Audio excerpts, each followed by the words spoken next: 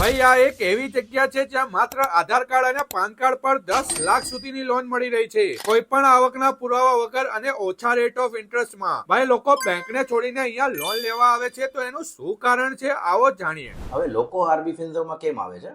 હવે ધારો કે તમારે સાહેબ લોન લેવાની છે અને તમે બેંકમાં ગયા.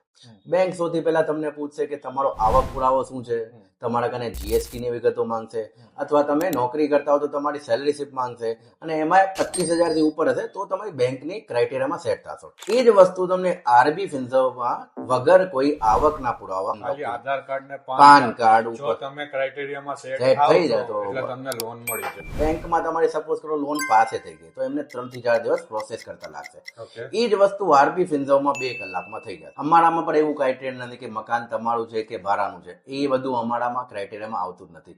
તમે ગમે તે પીજીમાં રહેતા હોય કે ભાડાના મકાનમાં રહેતા હોય કે બીજી જગ્યાએ શિફ્ટ થઈ જાય, ગામડાના ડોક્યુમેન્ટ ગમે ત્યાંના તમે રહેવાસી હો, તમે આરબી ફિન્સર્વમાં આવીને તમારો ક્રાઇટેરિયામાં સેટ થાય છે તો અહીંયા તમને કોઈક પણ જગ્યા તમારે રહેતા હોય તો અહીંયા લોન મળી જશે. તો ભાઈ શું ખરેખર તમારે લોનની જરૂર છે? તો આમ તેમ ધક્કા ખાયા વગર સ્ક્રીન ઉપર નંબર આપેલો છે, એકવાર ફોન કરો, જરૂરથી ફાયદો થશે. અને આવા જ મજેદાર વિડીયો જોવા ગુજરાતનું માર્કેટને ફોલો કરો.